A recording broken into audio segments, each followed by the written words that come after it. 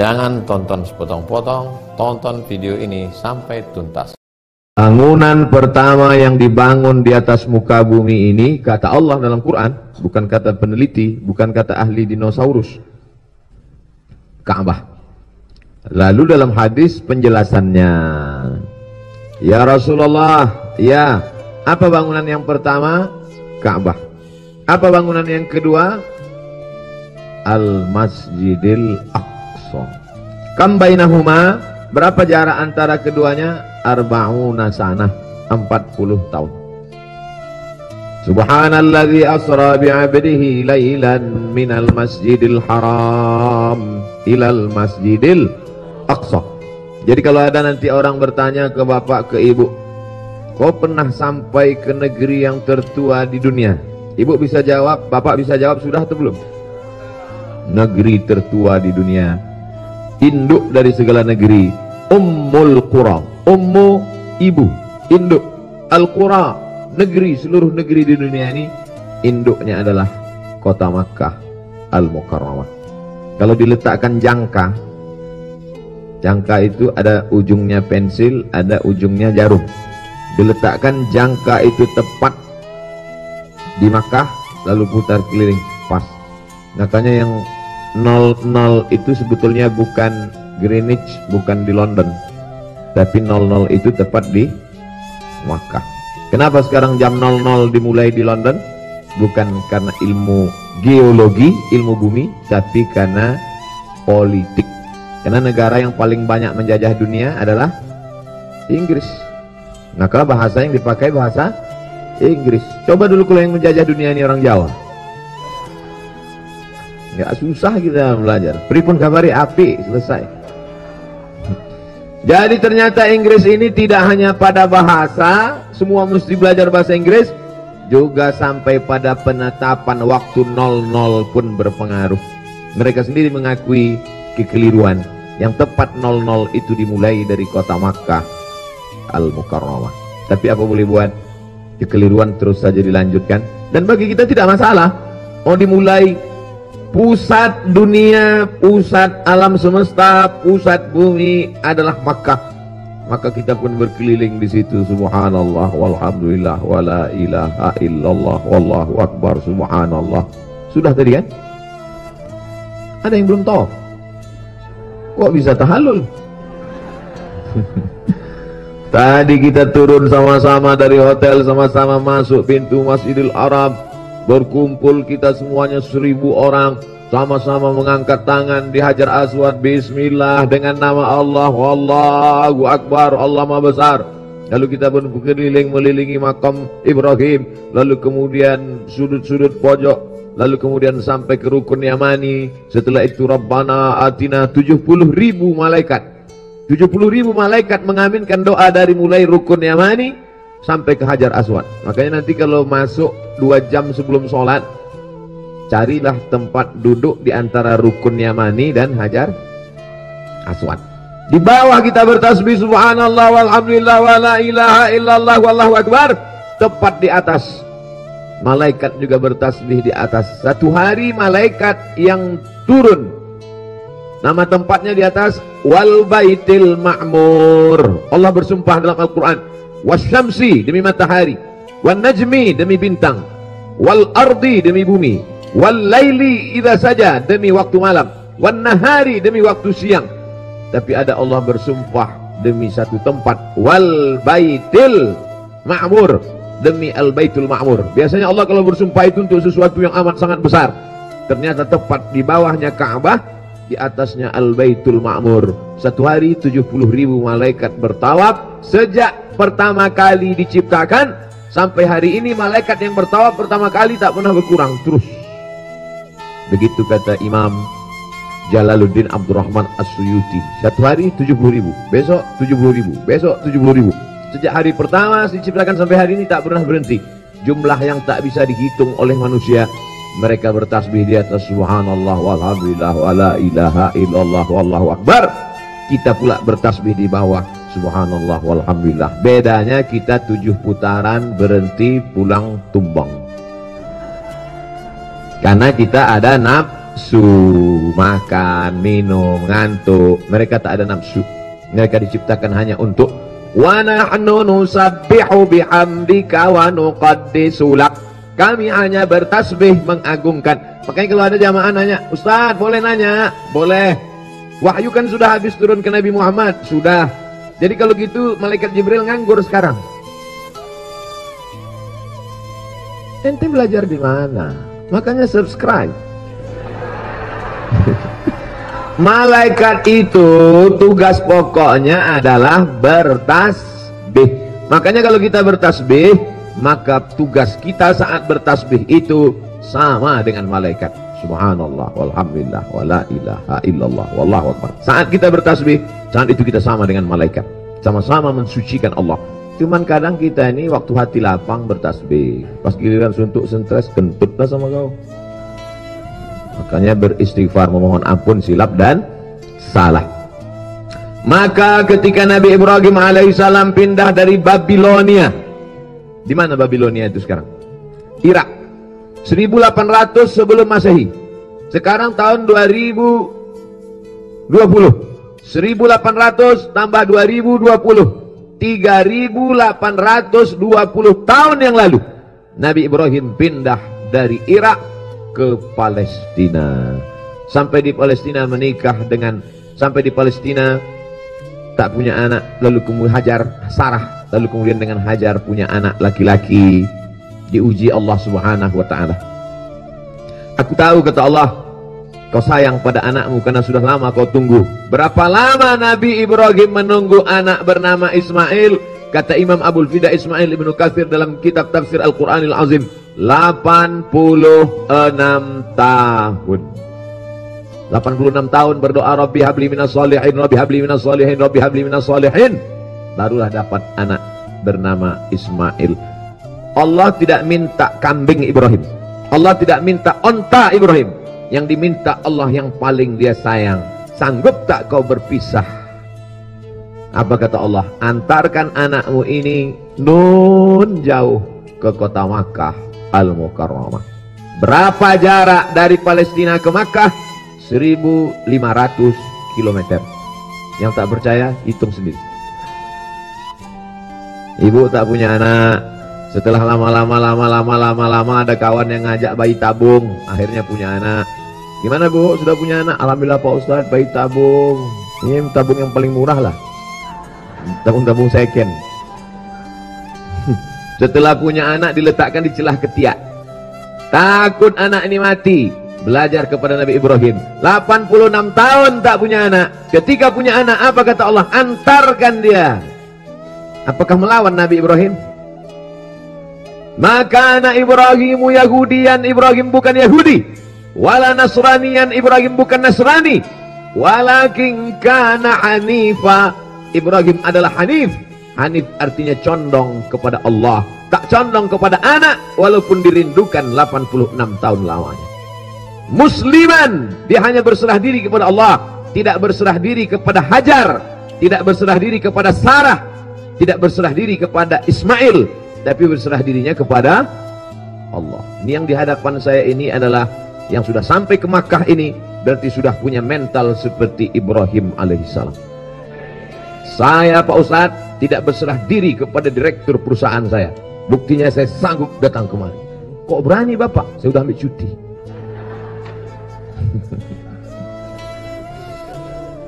Tapi tolong video tentang ngomong saya ini Pak Ustadz jangan kasih tahu bos saya, nanti saya takut marah dipecatnya Pak Ustadz. Katanya udah macam Nabi Ibrahim. Bapak-bapak yang sampai kemari adalah bapak-bapak yang mentalnya seperti Nabi Ibrahim. Takut mereka mengaminkan karena ada Sarah dan Hajar. Bapak Ibu yang dimuliakan Allah Subhanahu wa taala, sampailah Nabi Ibrahim, diletakkannya lah Hajar dengan Ismail. Kemudian dia pun naik ke atas ontanya mau pulang ke. Memang kalau orang capek payah mikir memang. Dia mau pulang ke Palestina lah. Dia mau pulang ke Palestina. Ketika dia naik ke atas ontanya mau pulang ke Palestina, Hajar menarik ujung jubah. Hajar menarik ujung jubah Ibrahim. Apa kata Hajar? Bertanya, Allahu amaraka bihadza? Wahai Ibrahim, apakah Allah yang menyuruh engkau melakukan ini? Sampai hati kau tinggalkan kami di sini? Allahu amaraka bihadza?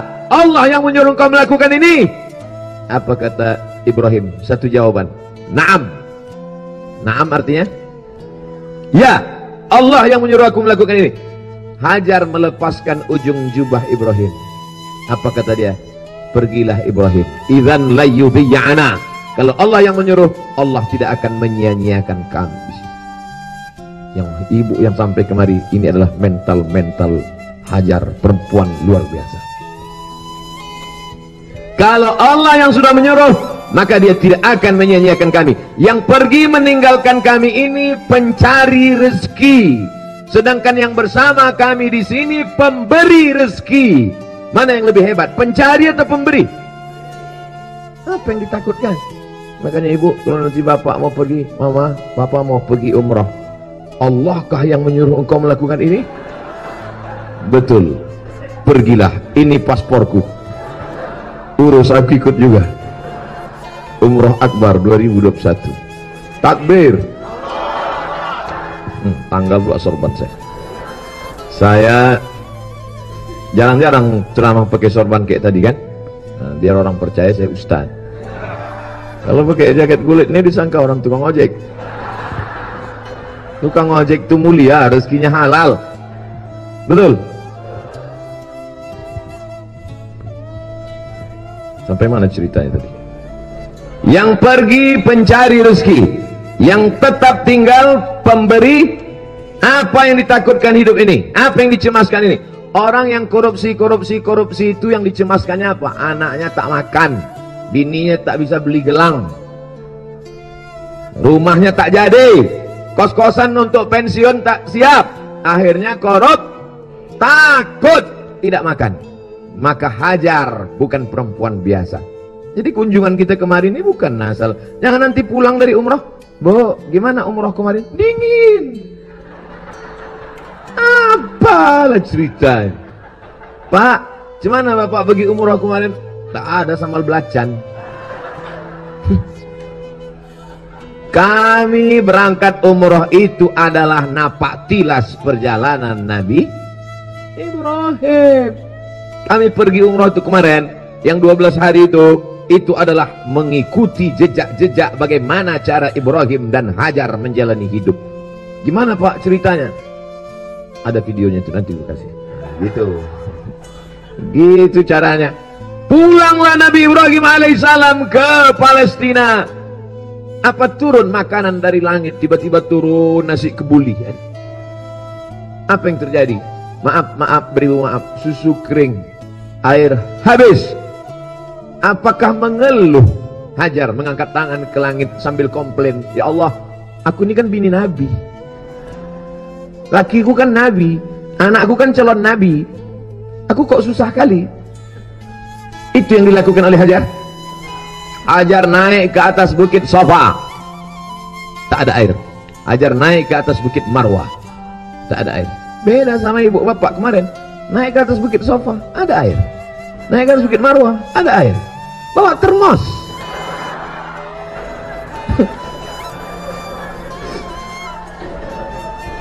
Naik ke atas bukit Safa. Jangan bayangkan bukit Safa, bukit Marwah zaman Hajar itu panas, terik, pasir Saudi Arabia. Ustaz, katanya Saudi Arabia itu panas. Kenapa kami waktu umrah kemarin dingin? Musim dingin guys.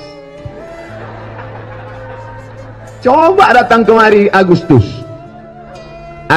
datang kemari, buka sendal swallow, letakkan ke atas gurun pasir, ambil kamera, rekam 2 menit, begulung. Itulah yang dilewati oleh Hajar. Naik ke Safa tak ada air, naik ke Marwah tak ada air. Marahkah Hajar kepada Allah? Ya Allah, katanya kau tak sia-siakan kami, katanya kau penjamin rezeki, mana air itu? Tidak. Jadi kemarin itu kita tadi malam sudah melaksanakan ibadah namanya sa'i. Jadi jangan nanti ada yang nanya anak cucu ibu, mama, ya kemarin mama pergi umrah sama itu ada sa'i ya? Iya. Sa'i itu artinya apa? Entah, tengok lari-lari aja. Orang tuh lari, aku lari pula. Dia ada hikmah di dalamnya. Makanya semuanya ibadah ini adalah simbol, berputar, simbol, berlari, simbol, cukur rambut, simbol. Kalau tidak dipahami simbol itu dengan baik, maka orang akan bingung dan pulang. Syukur-syukur kalau dia tidak bisa menjelaskan, tapi dia menutupi. Gimana Pak kemarin di sana? Banyak sekali rahasia-rahasia yang sulit untuk diceritakan. Nah, itu ada model yang gitu. Tapi ada yang melecehkan agama. Bu, gimana kemarin umroh? Entah, tengok musing-musing, lari-lari, putar-putar. Apa-apa aja kerja orang tuh. Nauzubillah. Tapi insya Allah kita sedang belajar dari perjalanan bernama sa'i. Sa'i artinya usaha. Berusaha terus, nggak mau berdoa, sombong. Berdoa terus, nggak mau berusaha, pesong. Gila. Makanya kita berusaha dan berdoa. Yang lari itu bukan kaki kita, itu adalah kuasa dari Allah. Makanya begitu sampai ke atas bukit Safa, menghadap ke arah Ka'bah, apa yang dia katakan? Allahu Akbar, Allahu Akbar, Allahu Akbar, la ilaha illallahu, wallahu akbar. Kenapa waktu di atas bukit Safa itu kita bertakbir? Karena perasaan orang yang umrohnya dan merasa dirinya besar. Yang umrohnya aku karena duitku banyak, yang umrohnya aku karena aku hebat. Maka kecilkan dirimu, besarkan Allah. Man tawadha'a, siapa yang merendahkan dirinya, illa rafa'ahu Allah, maka Allah akan mengangkat derajatnya. Kita termasuk orang-orang yang merendahkan diri, insyaallah. Saya tidak pernah merasa menceramahi ibu, menceramahi bapak. Saya tak pernah merasa menceramahi orang. Saya hanyalah seorang anak, seorang keponakan, seorang abang, seorang adik yang sedang bercerita kepada pakcik, makcik dan orang tuanya. Jadi hari ini saya sedang cerita-cerita aja. Pas saya tengok dari raut mukanya dia udah mulai agak muak, saya tutup. Saya tahu dari tatapan matamu bahwa kau sudah lelah, mengantuk karena kurang tidur tadi malam. Siapa yang sanggup mendengar ceramah ini? Sudahlah tadi malam turunnya jam 11, jam 12, jam 1, jam 2 baru pulang. Lalu kemudian mengantuk, letih dan lelah, disuruh dengarkan pengajian. Makanya tadi saya kasih tahu Mas Faiz sampaikan ke jamaah, ini tausiahnya gak lama-lama, paling 15 menit. Karena bayangan saya jamaah ini udah, rupanya jamaah rombongan kali ini jamaah yang bukan jamaah biasa. Kan ada lagunya tuh. Bapak Ibu yang dimuliakan, gitu cara menyenangkan hati orang ngantuk.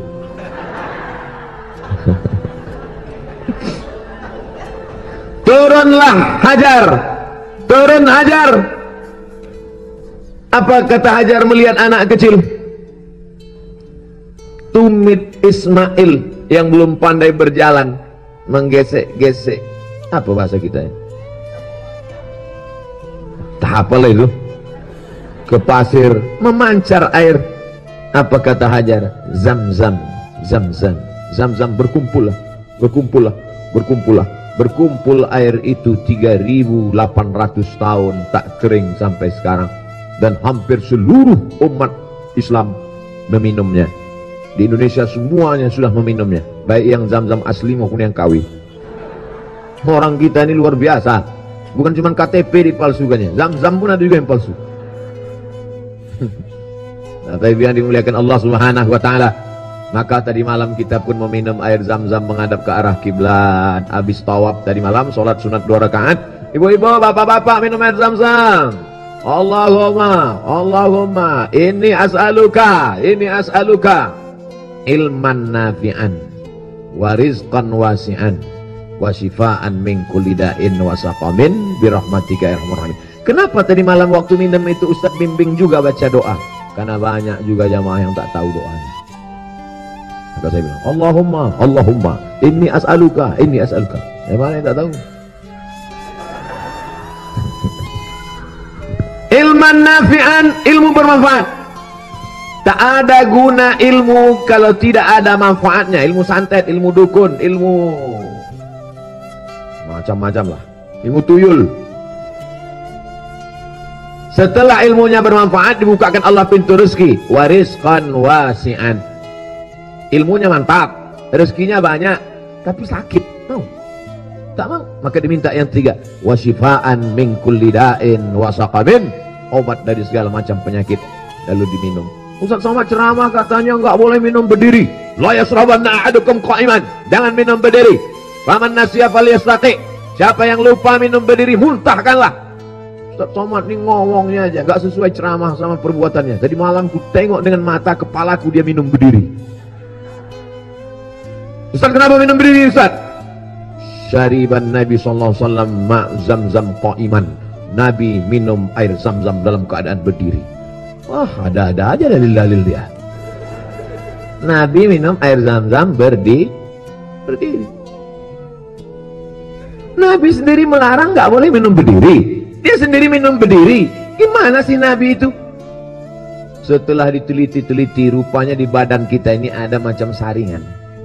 Seperti saringan dalam badan kita ini. Kalau kita duduknya minum, saya sedang ngetes saja, jamaah masih sadar atau tidak?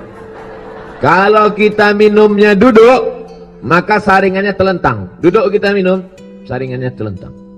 Kalau kita minum berdiri, saringannya telungkup.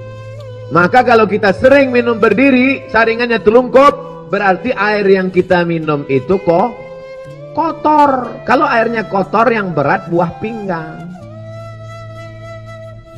Lalu kenapa Nabi minum air zam-zam berdiri? Air zam-zam perlu disaring.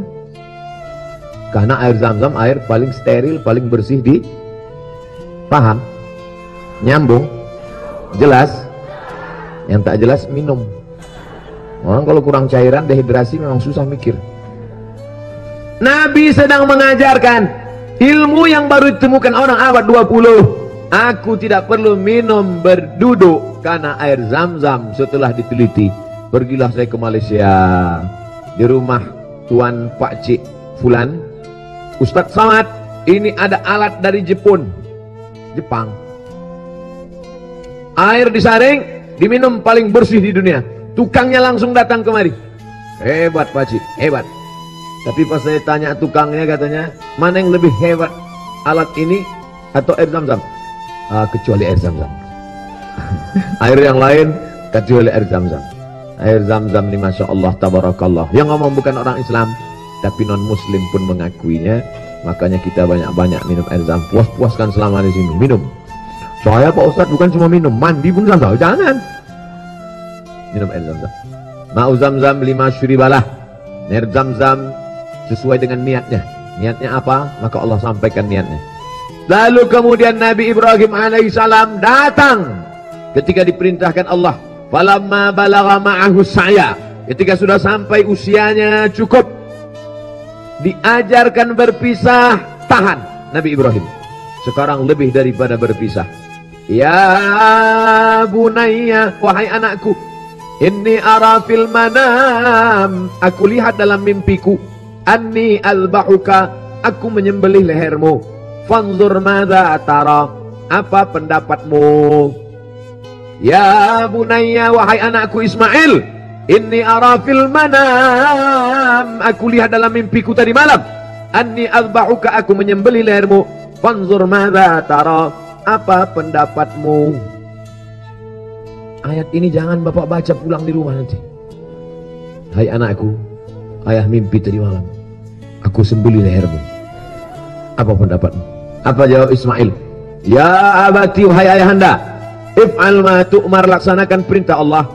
Satajiduni insyaallahu minas sabirin. Insyaallah aku termasuk orang yang sabar. Ibrahim lulus ujian, Hajar lulus ujian, Ismail lulus ujian, Sarah lulus ujian, Ishak lulus ujian.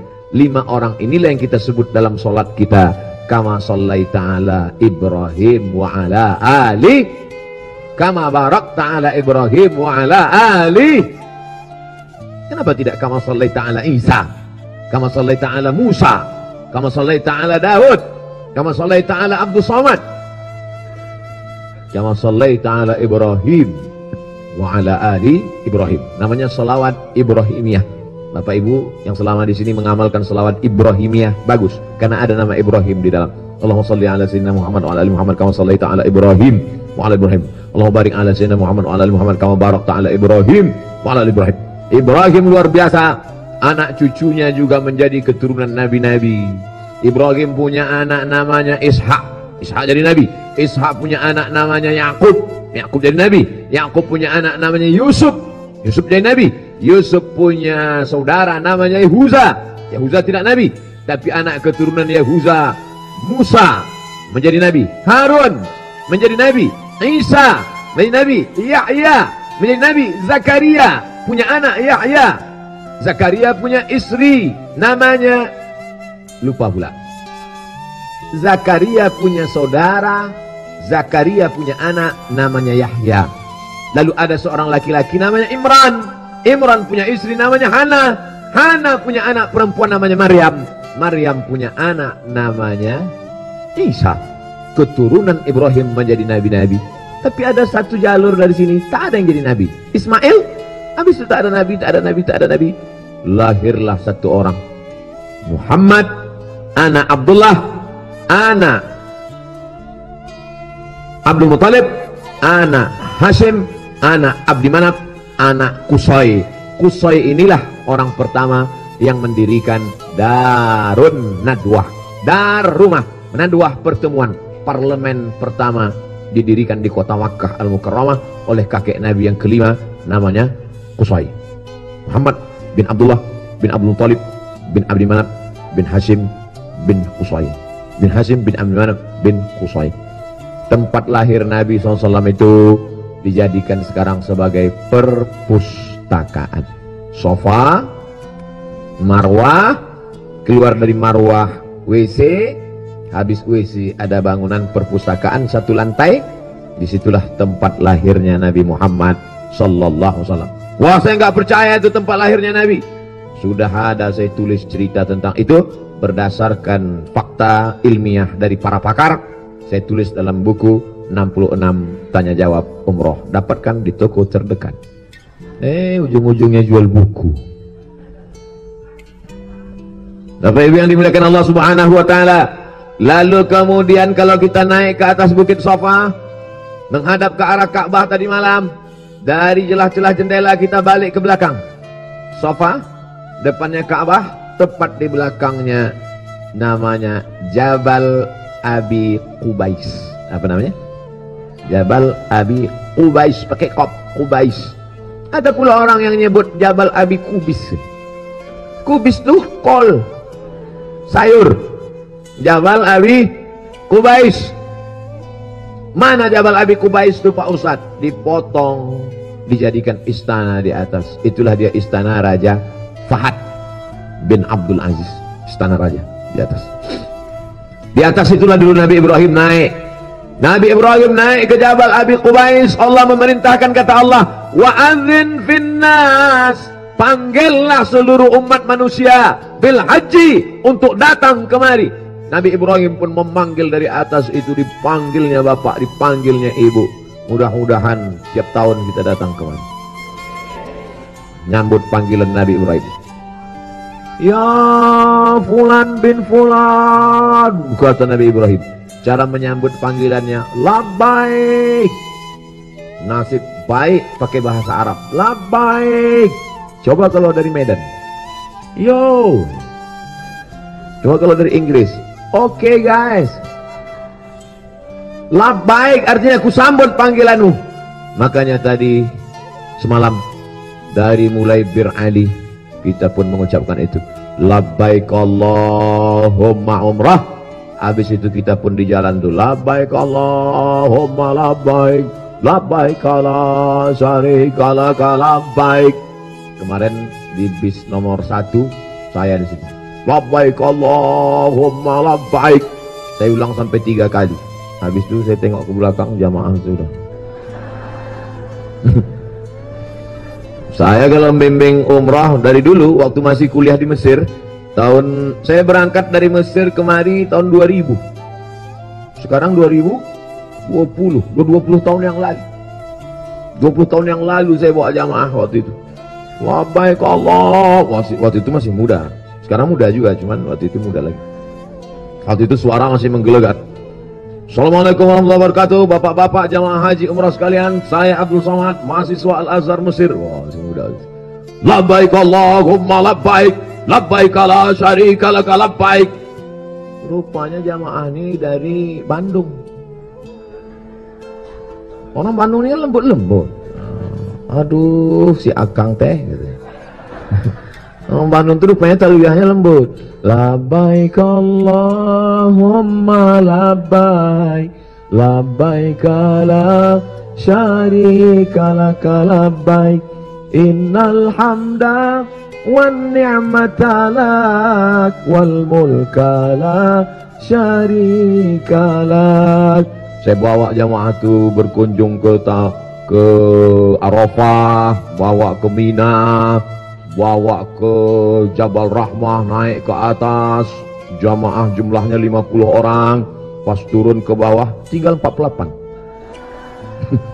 Begitu pulang sampai di maktab, lari saya. Takut saya dituntut. Tak saya ambil gaji. Udah 2 hari datang kawan saya, Mat, ya ini gaji dari orang maktab, kau bawa ziarah kemarin. Jamaah yang 2 itu salah naik bis gitu. Alhamdulillah.